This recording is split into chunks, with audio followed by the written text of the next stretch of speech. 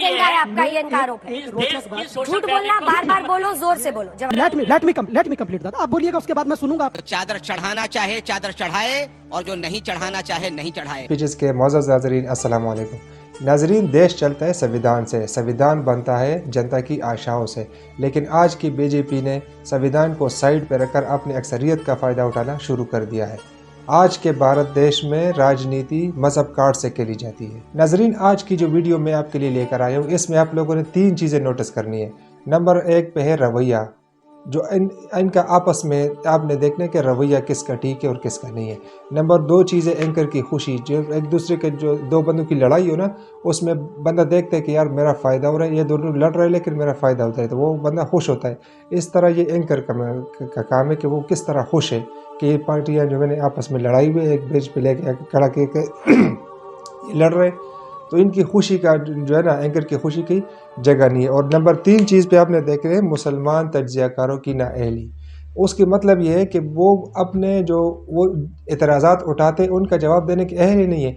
कोई आम छोटा सा बच्चा भी जो है ना ये वीडियो देखे तो वो भी ये सवाल उठाएगा कि यार आप ये जो जवाब दे रहे हो यहाँ पे ये बनता ही नहीं था, यहाँ पे तो आज सिंपल सा जवाब ये बनता है और आप ऐसे जो है ना यबलिया मार रहे हो, कभी इधर कभी उधर।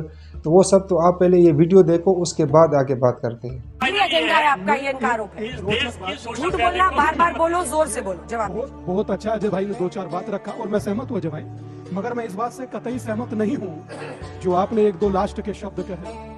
ये सोशल फैब्रिक बना रहने दीजिए और हर कोई चाहता है बना रहने दीजिए, मगर ये कतई नहीं चाहते कि इसको हम बिगाड़ें या आपको बिगाड़ने दें। अगर जो हम लोग कहें कि जातियों में ना बटकर एक हो जाओ, तो आपके नेता कहते हैं जातिगत जनगणना कराओ। अगर हम कहते हैं कि जातियों में ना बटिए, आप एक हो जाइए, तो मुझे लगता है कि शायद यहाँ जितना युवा बैठा इस चीज को समझता है कि जातियों में बटना उचित समझते हैं या एक होना। लेट मी कंप्लीट दादा, आप बोलिएगा उसके बाद मैं सुनूंगा आपको। और रही बात, अभी भलाई जी कहकर गए कि कल को अगर जो इसी चैनल पर उंगली रखकर कहते हमारा है तो कैसे लगेगा। कहने की जरूरत नहीं है, एयरपोर्ट को ऑलरेडी कह चुके हो, पार्लियामेंट को ऑलरेडी कह चुके हो, और पटना का ही बाजू में 25 किलोमीटर पर एक गांव है जिसको रातों रात नोटिस चिपका कर कह दिया गया कि गांव हमारा है। एक घर छोड़ दिया गया मोहम्मद उसका अब्दुल का। क्यों भाई? ना खाता ना भाई, जो वक्फ बोर्ड का है सो सही। 2014 में कितनी जमीनें मिली है उसका कोई है ठिकाना? हम लोग राम मंदिर के लिए भी 500 साल तड़पे। और अगर एक कोई जिज्ञासा, मैं फिर कह रहा हूं बड़ी जिम्मेदारी के साथ, किसी के बारे में अहित नहीं बोलना चाहिए, सबका सम्मान होना चाहिए, मगर इस उम्मीद के साथ कि हिंदू को भी जातियों में बांटना नहीं चाहिए। और जब जातियों में आप लोग बांट देते हैं ना, तो यकीन मानिए कि हर नुक्कड़ पर काट देते हैं। सुधांशु जी माइक उठाइए, पहला प्रश्न आपसे करते हैं और वो प्रश्न यही है कि देखिए कई लोग समाज में भी जवाब मिली है, लोग ये पूछते हैं सर्वे पर सर्वे अलग अलग जगहों पर, ये कहाँ तक जा रहा है? सर्वे की सियासत हो रही है, अखिलेश यादव हो, कांग्रेस पार्टियों को सब आपको कटघरे में खड़ा कर रहे हैं। क्यों कराते हैं सब? सर्वे के बाद क्या करेंगे? सर्वे है कि चिंगारी है, ये आरोप लग रहा है। देखिए, पहली बात, ये मामला कोई सियासी नहीं है, इसको तो कोर्ट ने कहा है कि सर्वे करा लेना चाहिए। और मजे की बात यह है कि जो लोग आज से केवल कुछ साल पहले कहते थे हर चीज की सबूत चाहिए, हर चीज का जांच करो, हर चीज, वो कहते सर्वे भी नहीं होना चाहिए। ये मेरे लिए एक आश्चर्य की बात है। बहुत सिंपल सी बात है कि अगर किसी ने, ये भी मैं बात कह रहा हूं जो कहते हैं हवा में आके कि साहब किसी ने कुछ भी कह दिया, ऐसे नहीं कहा जाता है, कोई ना कोई आधार होता है, तब जाके कोर्ट निर्णय लेता है। मजे की बात यह है, ये लोग कहते हैं वो छोटा कोर्ट है, वो बड़ा कोर्ट है। चलिए, बड़ा कोर्ट है मान लिया, सर्वोच्च न्यायालय ने निर्णय दे दिया कि श्री राम जन्मभूमि है, आज तक नहीं मानते। असदुद्दीन ओवैसी खुलेआम कहते हैं कि वो कयामत बाबरी मस्जिद थी, वो बाबरी मस्जिद रहेगी। तो इनका मामला ये नहीं है कि क्या चीज टेक्निकल है, क्या चीज लीगल है, मामला वहां पे सियासी है, ये समस्या है यहां पर। और मैं दूसरी बात कहूं, एक सिंपल सी बात, भाई ये तो हम नहीं कह रहे, अब ये इसकी तो तमाम हदीत अवेलेबल है जो कहती दरगाह ही कुफ्र है और उसे तो खत्म कर देना चाहिए। जाकिर नायक कोट कर चुके हैं कि सैयद बुखारी की हदीत है जो कहती है अगर कहीं पर भी पक्की कब्र है उसे खत्म कर दो। वो तो प्रोफेट मोहम्मद साहब का नाम कोट करते हैं कि वो कहते हैं साहब, और उसके अलावा वो कहते हैं उसमें किसी प्रकार का चादर चढ़ाना, कुछ करना, ये सब तो हिंदुओं की तरह है। और मैं ये भी बताना चाहता हूं, लोगों को शायद नहीं याद हो, इस हिंदुस्तान में एक दरगाह थी चरारे शरीफ जो जला दी गई थी। डिस्प्यूटेड स्ट्रक्चर की बात सब लोग करते हैं, चरारे शरीफ जला दी गई, जलाने वाला मस्तगुल पाकिस्तान भाग गया। और किसने जलाई गई? कि साहब दरगाह कुफ्र है। एक नहीं दर्जनों फतवे जारी हुए हैं कि दरगाहें कुफ्र है। तो यहाँ पर तो हमारा मामला नहीं है अंजना जी, हिंदू मुस्लिम का मामला नहीं, पहले आपस में सेटल कर लें उसके बाद। जुनैद हारिस साहब, इसका जवाब आप दीजिए। बहुत शुक्रिया कि आपने बोलने का मौका दिया। पहली बात तो मैं ये बताऊं, संभल वाले केस में इशू ये नहीं है कि सर्वे करने जाने वालों पर पाबंदी है। इशू ये है कि 19 तारीख को 19 नवंबर को ही पिटीशन भी हो, 19 नवंबर ही को ऑर्डर भी हो। इतना समय नहीं दिया गया कि जाकर के हाई कोर्ट में या कहीं जाकर के उसको चैलेंज किया जा सके। ये चीज थोड़ी सी क्लियर होनी चाहिए, जाहिर सी बात है। दूसरी बात यह है, जहां तक जिज्ञासा की अभी तक बात हो रही है, मैं पूछ रहा हूं कि इंडियन रिलीजन एंड कल्चर का मैं स्टूडेंट हूं, इस नाते से मैं पूछ रहा हूं कि 84,000 बौद्ध विहार तोड़े जाने के लिए बौद्ध परेशान है और मैं ऐसे लोगों को जानता हूं। क्या इस बंदा जुनैद हारिस को यह अधिकार हासिल है कि जो बहुत बड़े बड़े मंदिर हैं, मैं उस जिज्ञासा के आधार पर जाकर के उनके लिए वो चीजें लेकर के आ जाऊं? तीसरी बात, जो आप कह रहे हैं कि ये आपस में तय कर लें, मैं आपको एक चीज बताना चाहता हूं कि इस मुल्क में हर पंथ, हर व्यक्ति आजाद है अपने अनुकूल धर्म को पालन करने पर।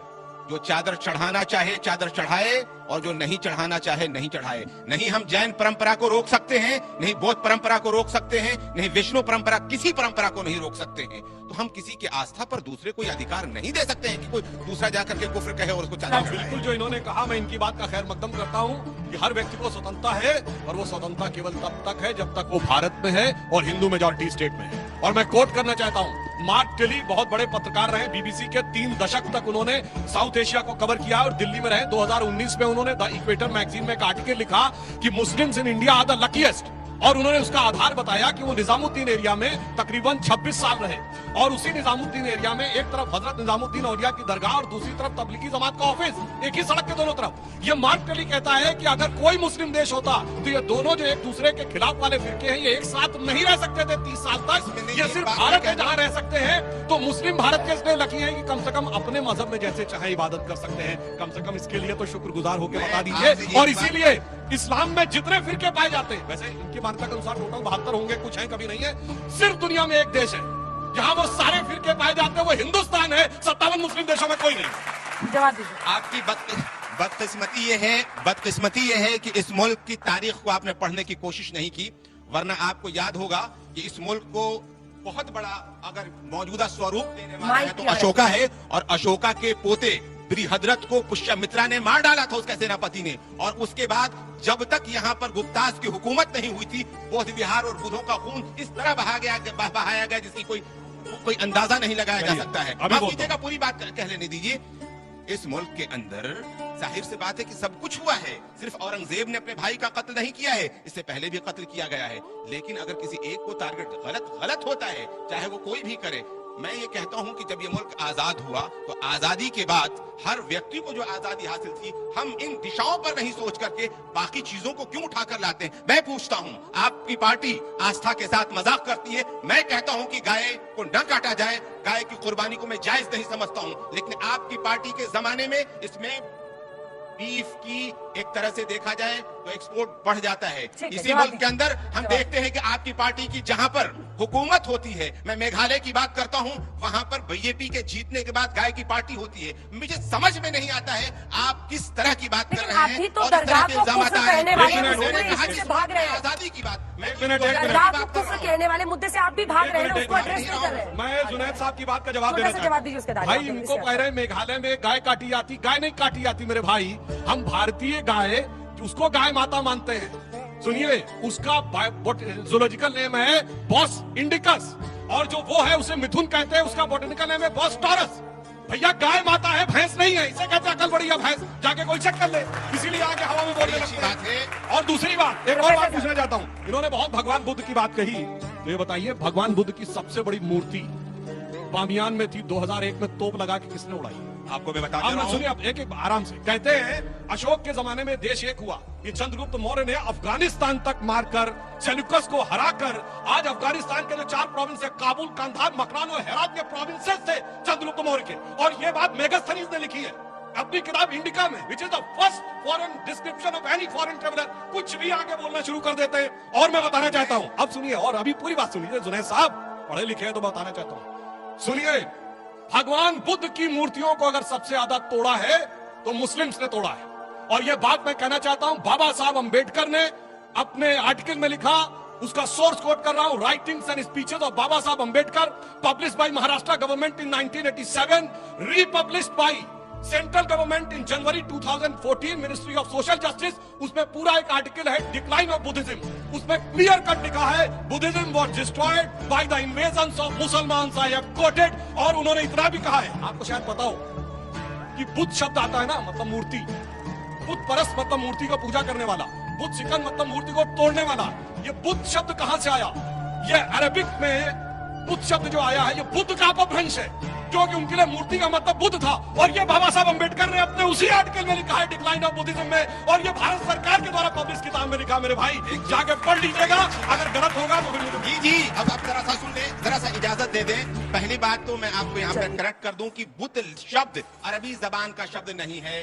अरबी डिस्टॉर्शन है, डॉक्टर अंबेडकर ने कहा, हमें मत करेक्ट करिए। डॉक्टर अंबेडकर ने बुद्ध लफ्ज अरबी जबान का शब्द नहीं है, उसके लिए सनम का लफ्ज इस्तेमाल किया जाता है, असनाम का लफ्ज इस्तेमाल किया जाता है। अब जरा सा हिस्ट्री पर आ जाते हैं, जो आपने बात की है। मैं आपको ये बताना चाहता हूं कि महात्मा बुद्ध अगर मैं कहने कह दिया तो इतनी भी इतना का महात्मा गांधी जी थे और भगवान बुद्ध कहा जाता है, क्योंकि वो उनके लिए भगवान महात्मा बुद्ध ही कहा जाता है। बोल जैसा ठीक है, देखिए भगवान वर्ड नहीं निकलेगा मुंह से। भगवान बुद्ध कह दिया, और बुद्ध की बात भगवान क्यों बुद्ध करेंगे? कह दिया, भगवान कह अरे दिया। भगवान बुद्ध कह दिया। आगे बढ़िए, ओह, जल्दी जल्दी, ये दोनों वेट कर रहे नहीं हैं नहीं, सर। आप एक बात को सुन लीजिए। जब वो उनको निर्वाण प्राप्त हुआ, मैं 463 की मैं बात कर रहा हूँ, 563 में तो उनकी पैदाइश है, 463 में। उसके बाद से जो पूरा का पूरा जो सिलसिला आगे बढ़ रहा है, तो आप ये देखेंगे कि 270 हीनयाना और महायाना जब अलग हो जा रहे हैं, हीनयाना ग्रुप को जब अशोका ने ज्वाइन कर लिया, अशोका के ज्वाइन करने के बाद आप ये देखेंगे कि सिर्फ यही नहीं, सीरिया तक तो हम तो कह रहे हैं। बाकियों के लिए और आउट ऑफ बिल्कुल सिलेबस हो रहा है। वापस आइए टॉपिक अफगानिस्तान आप लोग मौजूदा हिस्ट्री कंधार, के पुराना स्टूडेंट हैं, मुझे पता है, कंधार, वो प्रोफेसर। मेन मरकज बन रहा है, और वहां से पूरे के पूरे इंडो चाइना तक पूरा का पूरा वो रिलीजन बढ़ रहा है। लेकिन जस्ट उसके पोते के बाद हम ये देखते हैं कि जहां से ये पूरी इतनी अच्छी आवाज उठी थी, पूरी तरीके से किसने उसको नाश कर दिया, ठीक है, पूरी प्रोफेसर, तरीके से जल्दी, किसने खत्म कर दिया? पुष्यमित्रा। और पुष्यमित्रा के बाद हिंदुस्तान के अंदर बुद्धिज्म कहां चला गया? ने बोला है हवा में कुछ भी। अच्छा, पुष्यमित्र कब हुए? 182 BC में। और सुनिए, नालंदा के बारे में इत सिंह 7th सेंचुरी में बोलता है, उसके पुष्यमित्र के 800 साल के बाद। मैं आपसे बताना चाह रहा हूँ, बोलिए ना प्रोफेसर साहब, आप बोलिए ना। जमाने में अरे आपकी आवाज नहीं आ रहा है। जमाने तक अंजना जी, मुझे अभी जय, प्लीज। आदरणीय महंत जी ने पूछा था इन विद्यार्थियों से कि आप जानना चाहते हैं अपने पूर्वजों का। मुझे पता है ये जनरेशन जो है ये जानना चाहती है कि सरकार हमारे रोजगार के लिए क्या कर रही है। हम जब ये डिग्री लेके निकलेंगे तो हमारे लिए क्या प्लान है सरकार का। इनका इंटरेस्ट अगर किसी का है तो अपने कैरियर के लिए है। मैं दूसरा विषय कहना चाहता हूँ, सुधांशु जी आपने तो बहुत सारी कोट करी, आप बुद्धिमान व्यक्ति है। माइक ऊपर, माइक ऊपर। लेकिन मैं आपसे पूछना चाहता हूँ, प्रभु माइक ऊपर, माइक ऊपर। मैं बहुत आपसे पूछना चाहता हूँ इस चैनल के माध्यम से, ये बताइए कि कम से कम अपने मातृ संगठन जो आरएसएस है उसके आदरणीय मोहन भागवत जी की बात पे आप अमल कर लीजिए। देश को शांति से रहने, देश में जो आपने गृह युद्ध की स्थिति ला दी है, कम से कम बचिए। उन्होंने क्या कहा था? उन्होंने कहा था कि हर मस्जिद के नीचे मंदिर ढूंढना ठीक नहीं है। नहीं, और हर मस्जिद में शिवलिंग क्यों देखना? जी नाजरीन, वीडियो आप लोग ने देख ली। उम्मीद करता हूँ आप लोगों को पसंद आई होगी। आपको कैसी लगी कमेंट में ज़रूर बताना, और चैनल को सब्सक्राइब करना मत भूलिएगा।